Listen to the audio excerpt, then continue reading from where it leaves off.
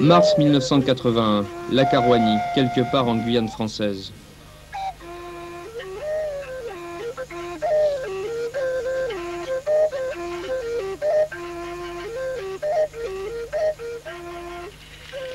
Il y a 18 mois, ici, s'élevait encore la forêt tropicale. Il y a 18 mois, 65 familles de montagnards laotiens, des Hmongs, sont venus s'installer dans cette région à l'initiative du Comité français d'entraide. Ils avaient fui la guerre dans leur pays et ont transité dans des camps de réfugiés en Thaïlande. Depuis qu'ils sont là, ils défrichent, ils sèment, ils récoltent. La première année, 20 hectares de maracuja et 45 hectares de riz ont été plantés. Ils nettoient ici une seconde zone qui vient d'être déforestée au bulldozer par une entreprise privée. C'est dire que toute la journée, il faut ramasser le bois, en faire des tas, le brûler et niveler le terrain au tracteur. Il faut d'ailleurs faire très vite, car tout doit être prêt avant le début de la saison des pluies.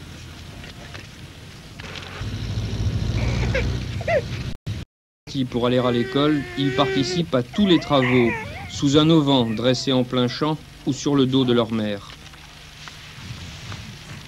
En 1981, le comité d'entraide a prévu une somme de 50 francs par jour et par habitant. En fait, les chefs de famille ne touchent qu'un petit pécule, 2 francs par jour et par membre de la famille. Le reste a servi à payer la nourriture des premiers mois, à financer les achats de matériel et les travaux de déforestage, et à acheter les matériaux nécessaires à la construction du village.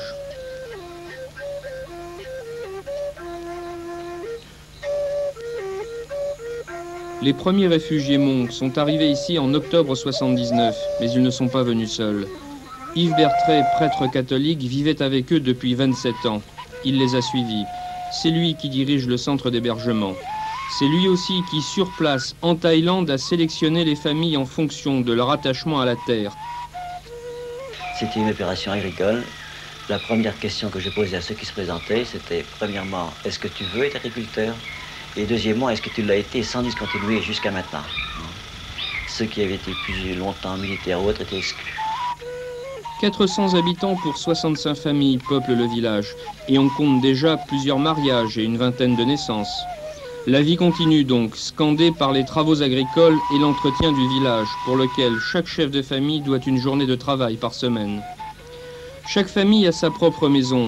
Et dans ce nouvel environnement, la famille et le clan restent les cellules de base traditionnelles de cette communauté.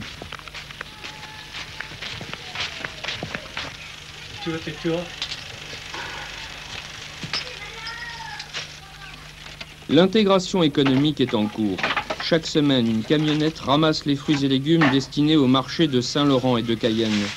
Ces jardins soigneusement entretenus témoignent de ce qui a déjà été fait. Et les conseillers agricoles qui font l'apprentissage des Hmongs des techniques de culture nouvelles pour eux estiment que l'on n'en restera pas là. Mais on va essayer aussi pour qu'à court terme, les familles en revenus disons rapides, les productions maraîchères, de façon à prendre le marché local de Saint-Laurent et voire à Cayenne aussi.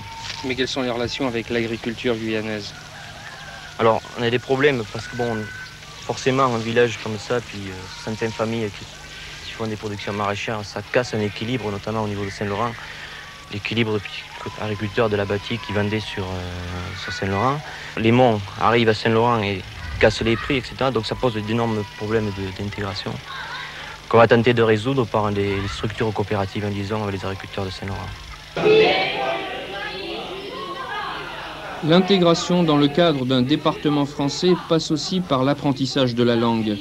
Chaque jour avant le travail des champs, hommes, femmes et enfants se retrouvent à tour de rôle sur les bancs de l'école toute neuve. Les cours sont dispensés par un groupe d'institutrices venues tout droit de métropole. Qu'est-ce que tu fais, Qu'est-ce que tu fais? Je cueille des maracujas. Et après, qu'est-ce que tu fais? Je les mets. Je les mets Je les mets. dans le sac. Et c'est à l'école que le passé de cette communauté ressurgit parfois dans quelques dessins d'enfants.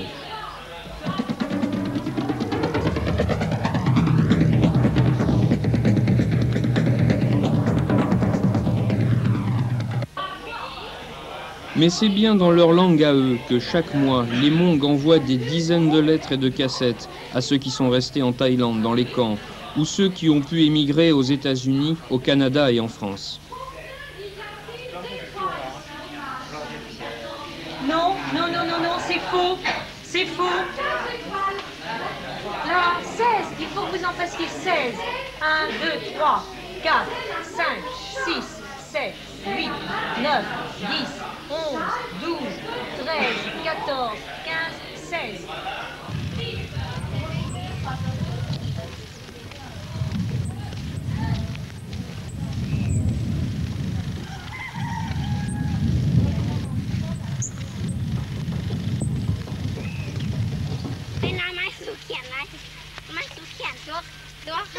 Les jeunes de moins de 20 ans représentent plus de la moitié de la population. Un atout sérieux pour l'avenir dans un département qui manque cruellement de bras. Et même si les méthodes sont encore rudimentaires, comme pour le décortiquage du riz, les Hmong ont déjà un premier succès à leur actif. Le village n'achète plus ni riz, ni légumes, ni viande à l'extérieur. Il est vrai aussi que l'exploitation des terres n'est pas collective.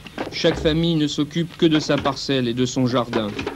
Les responsables de l'opération ont estimé, sans doute avec juste raison, que seule l'exploitation individuelle serait assez motivante pour faire accepter l'énorme travail qu'exige une agriculture partie de zéro. Et la deuxième zone qui vient d'être déforestée sera plantée de citronniers et de maracujas, parce qu'elles apparaissent actuellement comme les cultures les plus rentables.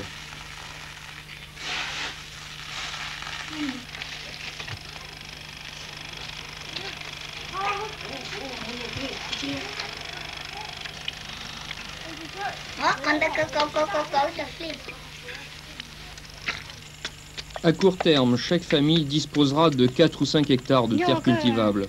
Cela dit, tous ne réussissent pas de la même manière dans l'agriculture et tous n'en éprouvent pas le même goût. Alors petit à petit naissent des activités qui y sont liées. Un atelier de mécanique, une forge.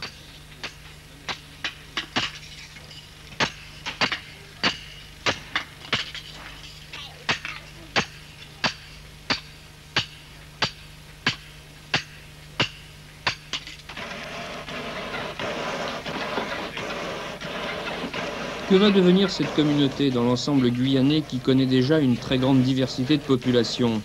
Le problème ne se pose pas. L'histoire des Hmong en Guyane est trop récente. Et le soir, ils retrouvent encore leur véritable identité autour de la table familiale et dans leur folklore.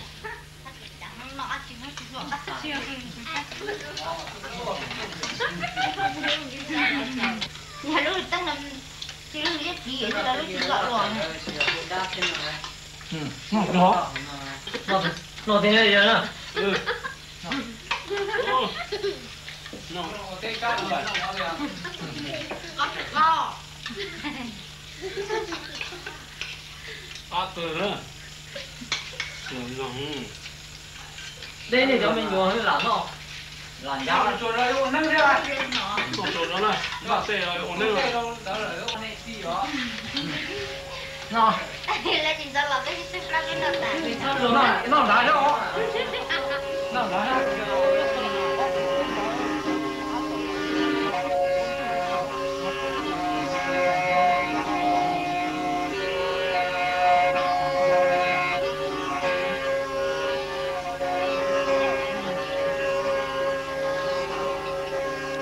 Les trois religions, catholicisme, protestantisme et animisme, cohabitent apparemment sans difficulté.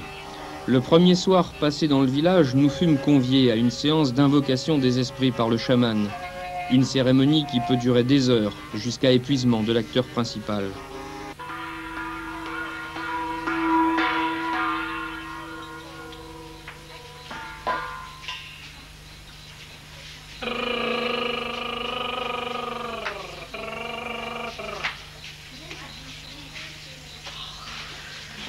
Để sĩ hơi rừng hơi sớ để sĩ hồ là sĩ sớ nhỏ sáng nào mi tu dừng sớ để sĩ khó biến đồ rồi để tên là sớ sa phía do lo cho phía giòn chá sa phía hơi rừng cho phía hơi sớ để sĩ cho có tổng lý để sĩ có tổng rau để xe sớ nợ xe sĩ để sĩ sớ nợ để sĩ phong tổng để tuần để phong cả tổ liên bảo để sĩ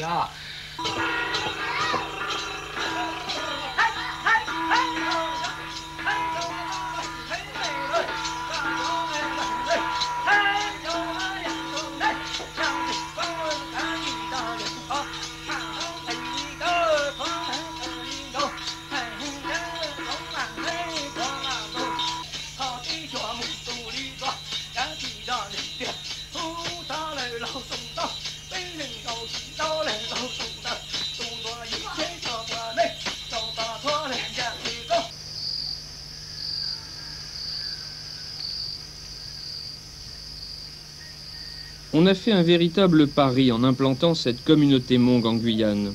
On ne pourra juger de la réussite économique que quand l'ensemble des terres auront été mises en valeur. Des problèmes, il y en aura. À terme, il faudra trouver des solutions pour l'amendement des sols, car les terres de cette région sont très pauvres chimiquement. Ce sera là la première difficulté. La seconde, c'est la commercialisation des produits agricoles. Le marché local risque de devenir très vite trop étroit. Il faudra sortir du cadre du département. Et à cet égard, l'avenir de la communauté Hmong dépend largement de l'avenir du département tout entier et de ses possibilités d'expansion. En attendant, les Hmong ont retrouvé ici la paix, ils ne veulent plus repartir. C'est jusque-là le signe le plus évident de la réussite de l'expérience. Tous disent qu'ils se sentent bien, puis ça paraît sur leur visage, semble-t-il.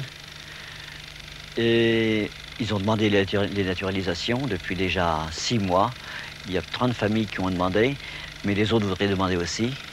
Ils attendent qu'on fasse leur dossier le plus tôt possible, non pas pour partir, parce qu'ils ont pris un engagement, ensemble tous, signé, chaque famille, qu'ils ne bougeraient pas d'ici avant 5 ans, même s'ils ont une naturalisation. Donc c'est pas la naturalisation pour partir.